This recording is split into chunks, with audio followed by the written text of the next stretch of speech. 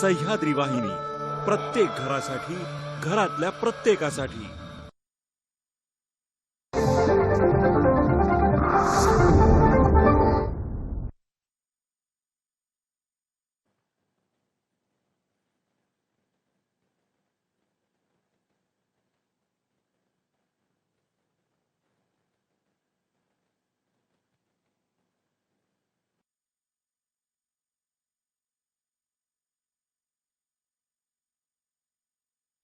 Hello, student friends. Myself, Andhale NB from Ferguson College, Pune. Today, we are going to see from 12th Biology, chapter number 7, Plant Growth and Mineral Nutrition. In this chapter, we are going to focus on phytohormones, what you call plant growth hormones. These hormones are auxins, gibberellins, cytokinins, ethylene, and abscisic acid. Let's see with PowerPoint presentation. Plant growth and mineral nutrition. So here, as due to the COVID condition, syllabus it is reduced in this chapter, plant growth and mineral nutrition. Only 7.9, that is phytohormones, are expected from HSC board. So let's see these phytohormones, or what you call growth hormones, like auxins, gibberellins, short form that is GA, cytokinins, ethylene, and abscisic acid. All these phytohormones are growth regulators. As you know, there is a fan regulator to increase or to reduce the speed. Likewise, in the plants also, these phytohormones, they are growth regulators to enhance the speed of the plants or to reduce the speed of plants. Growth hormones, the term hormone was coined first by Sterling 1906 in Animal Physiology. The internal factors that influence growth are called growth hormones or growth regulators, as they inhibit, promote, or modify the growth. Growth promoters are auxins, gibberellins, and cytokinins. These first three, like auxin, gibberellins, and cytokinins, they are growth promoters, whereas the ethylene and abscisic acid, these are growth inhibitors. But we used to say that all these phytohormones are growth regulators. Let's see one by one. First of all, auxins. Auxin, to grow. F.W. Waite, one of the scientists, in 1931 used this term for the first time. Auxin was isolated from urine of a person suffering from a disease pellagra, which was studied by Kogel and H. Smith in 1931 again. In plants, it is synthesized in growing tips or meristematic regions of the plants, from where it is transported to the other plant parts. Growing tips, as we know, the root tip or the shoot tip. In the root tip, in the last chapter, we have studied the meristematic region or meristematic zones, where the meristematic cells are there, which are formative tissues or formative cells. So in these cells, this auxin, it is synthesized. The most common and important natural auxin is indole 3-acetic acid, IAA, short form of this indole 3-acetic acid. Tryptophan is the primary precursor of IAA in the plants. It is the first hormone to be discovered in plants and is primarily responsible for cell elongation. Now, some synthetic oxygens like IBA, that is indole butyric acid, NAA, naphthalene acetic acid, or 2,4-D, that is 2,4-dichlorophenoxyacetic acid, etc. are also used. Let's see the physiological role of these oxygens in the plant's life or in the growth of plants. The primary effect is cell enlargement. In most of the higher plants, growing apical bud inhibits the growth of lateral buds. It's called as apical dominance. If you see a plant, so here the lateral buds, it will affect on the lateral buds so that it will not grow, but it will grow only the tip. That is what you call the apical dominance. Apical portion will grow. It will be dominant in the growth of plant, so called as apical dominance. Auxin stimulates growth of stem and root. Auxin induces multiplication of cells, hence used in tissue culture experiments to produce callus. So callus, it is an undifferentiated mass of the tissues, undifferentiated mass of the cells, which form a knot-like structure, as we know, brain tumor and all.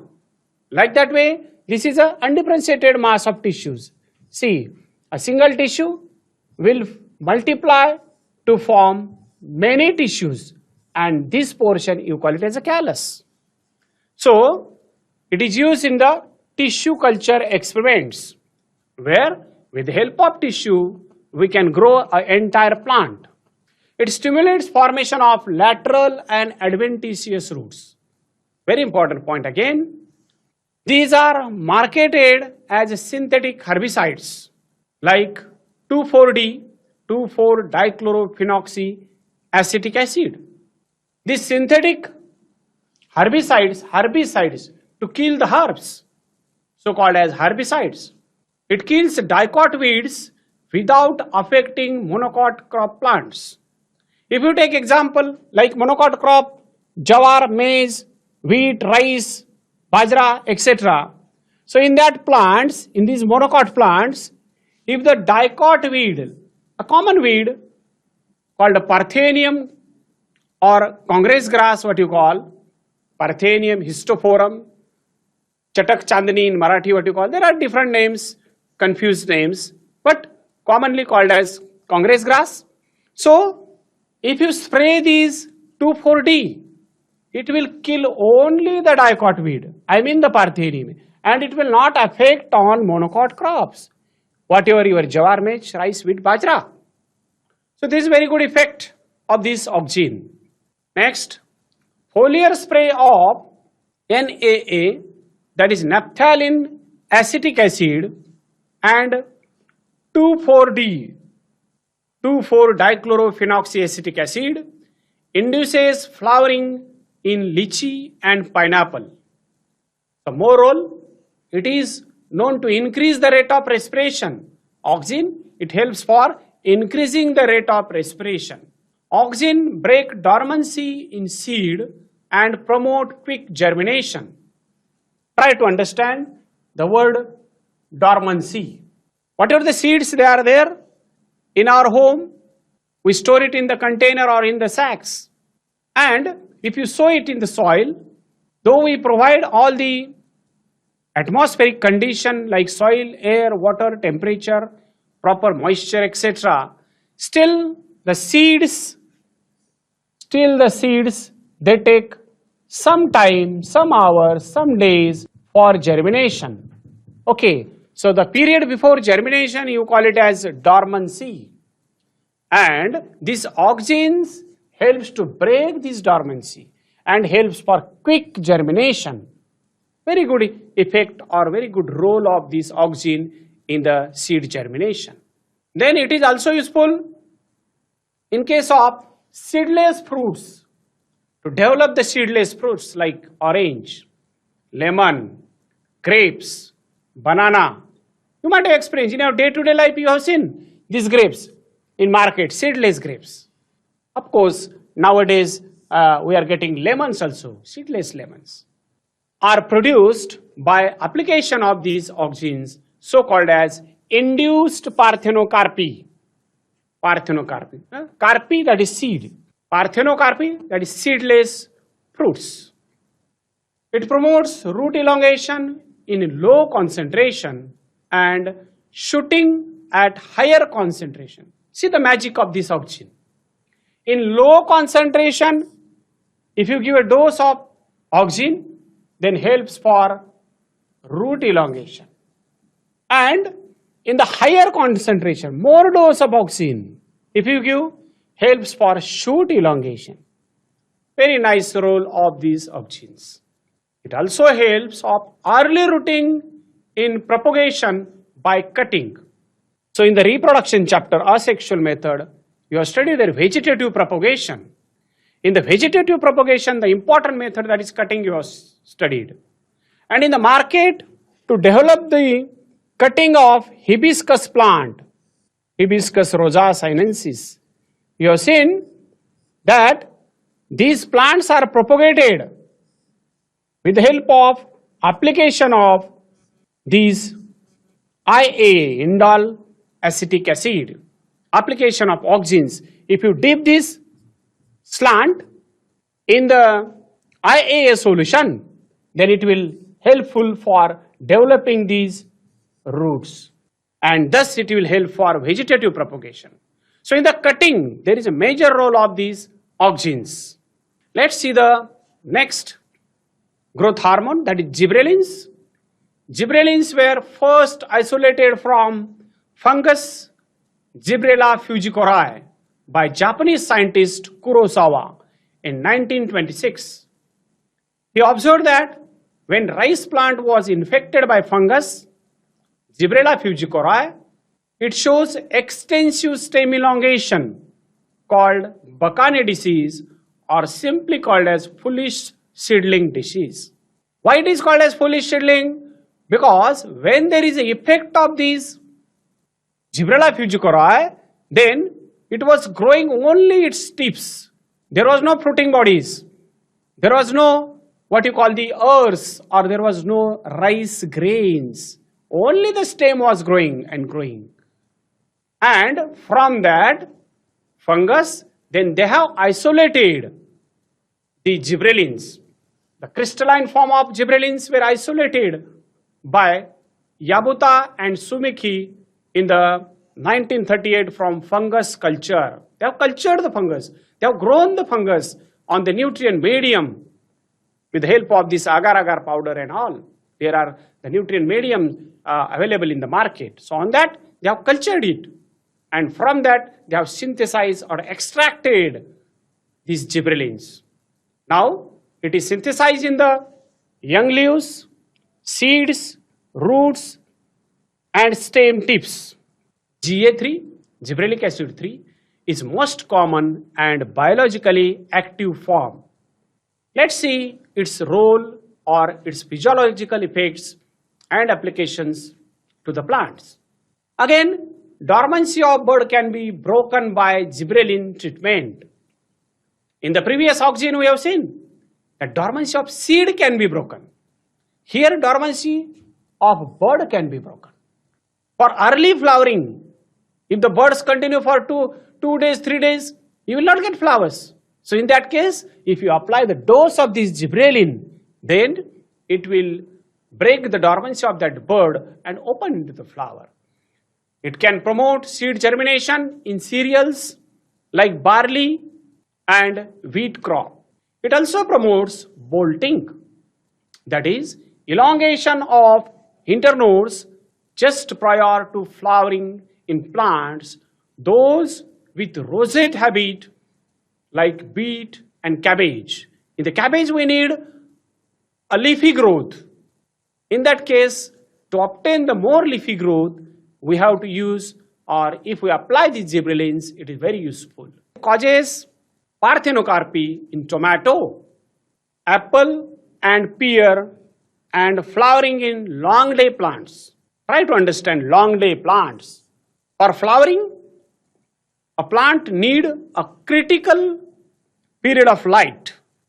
In some plants, it require long day, you mean more day length, more light period, and less dark. So in such plants, what you call the long day plants, it helps for flowering by application of these gibberellins. It is used to increase the fruit size and bunch length of grapes.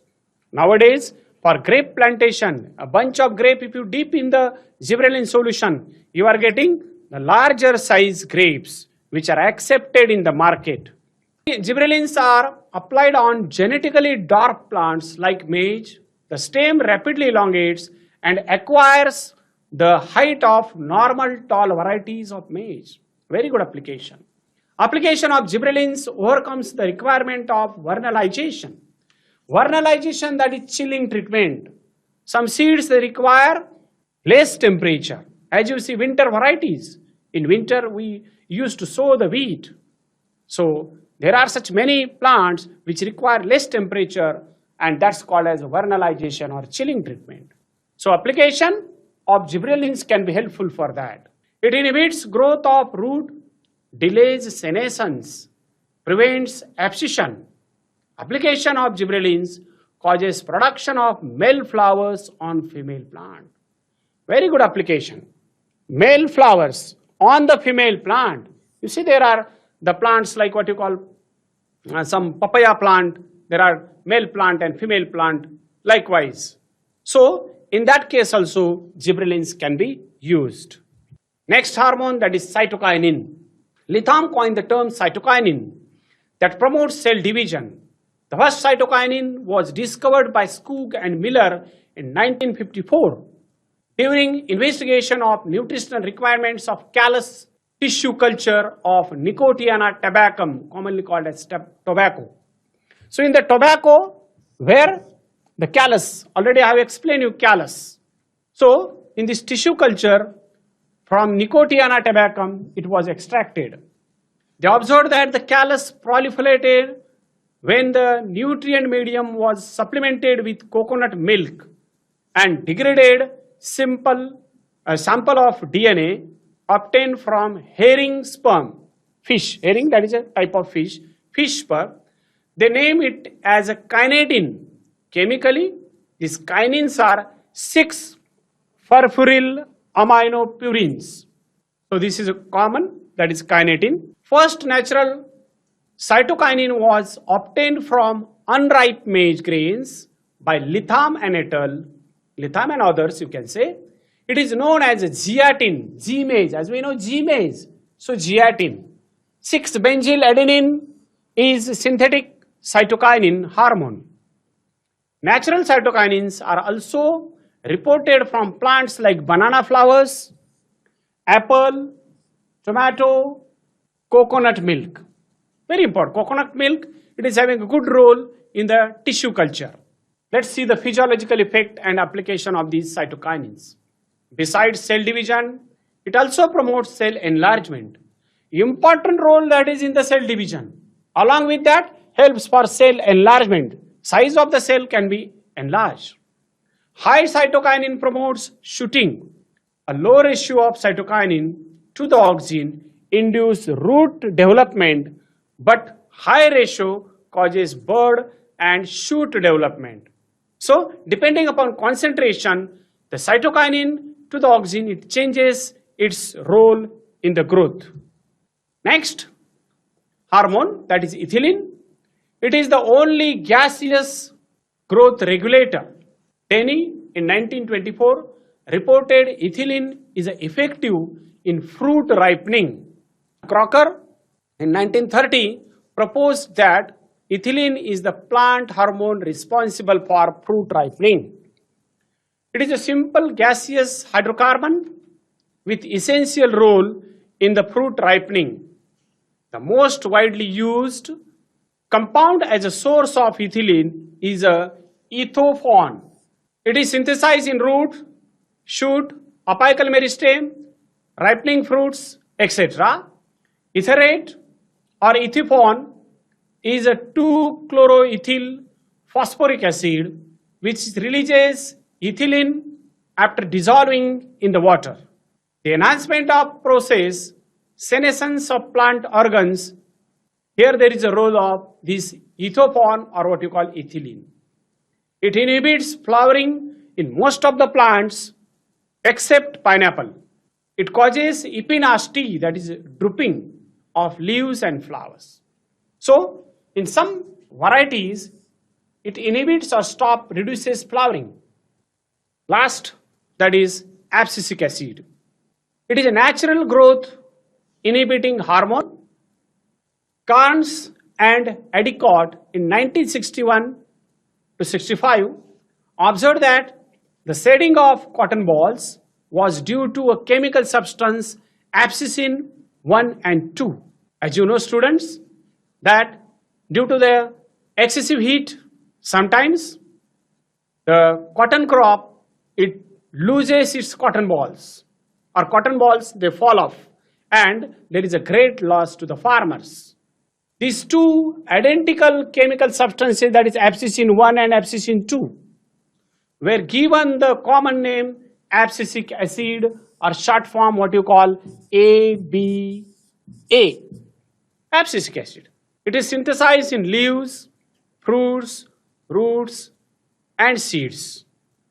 Chemically, it is a 15-carbon sesquiterpenoid, its chemical name. Sometime in the NEET exam, they may ask. I used to say that students should learn between the lines, but those who are not studying the NEET carefully, they used to say between the lines there is a space.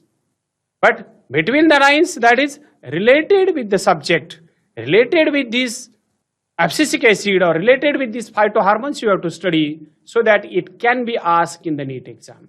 So 15-carbon sesquiterpenoid and is synthesized from mevalonic acid. Let's see the physiological effects and applications of this abscisic acid, so-called ABA. It promotes abscission of leaves and induces dormancy in many plants.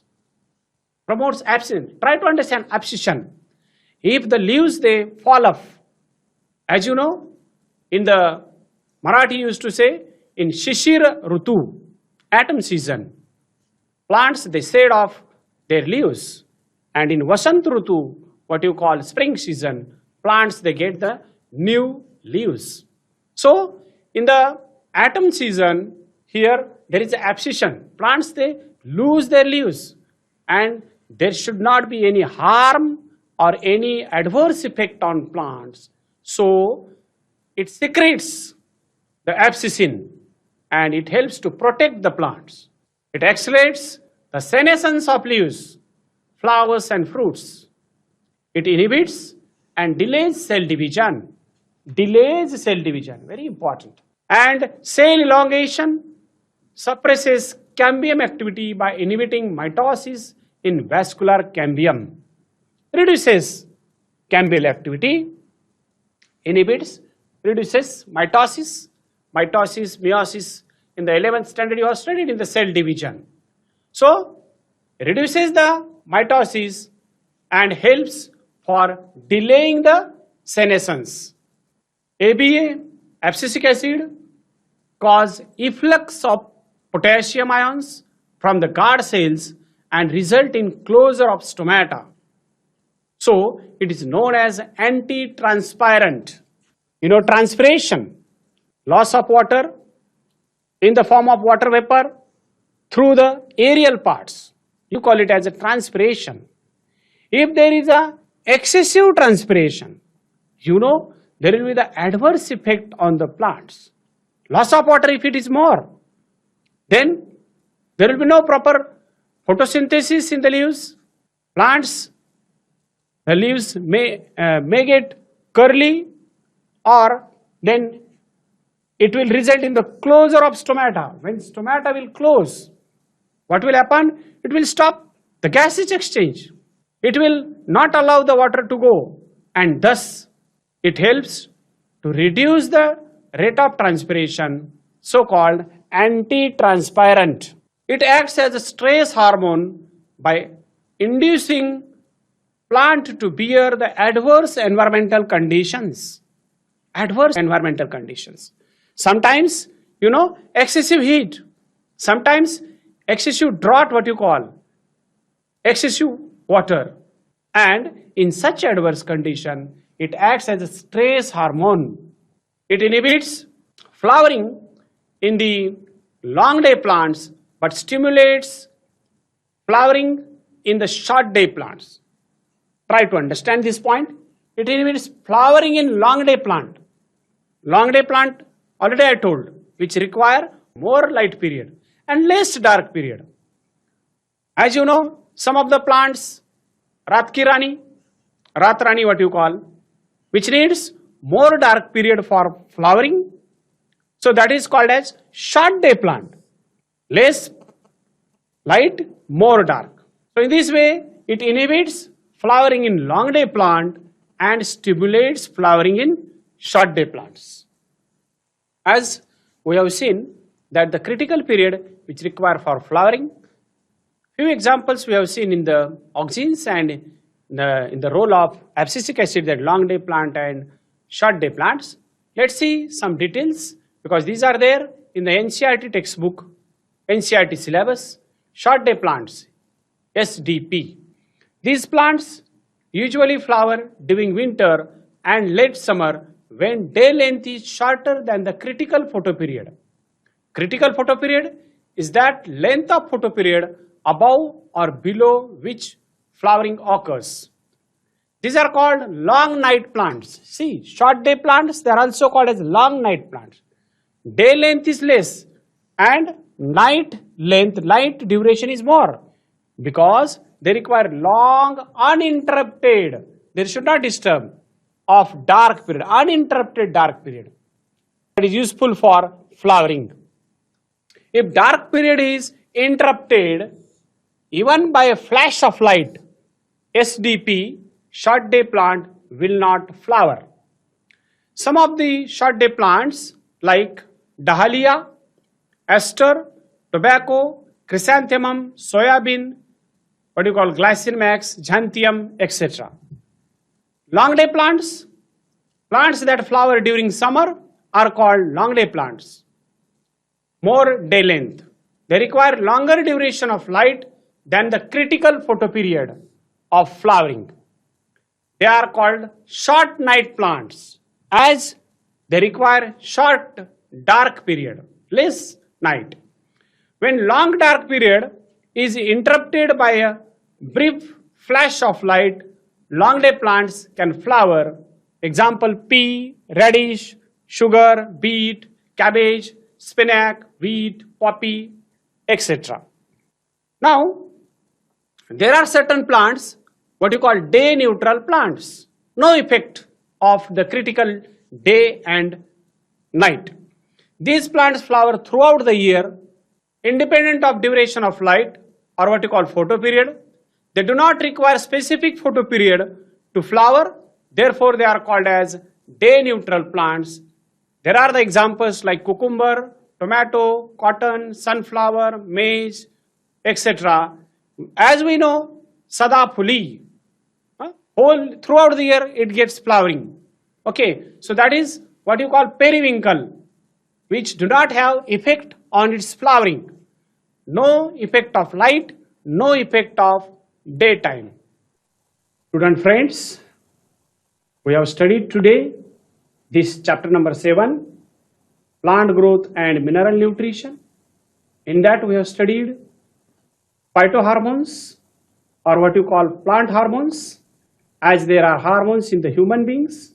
Likewise, there are hormones in the plants also, which helps to enhance the speed like auxin, gibberellin and cytokinin.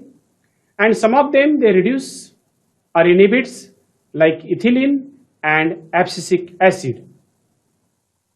Thank you very much.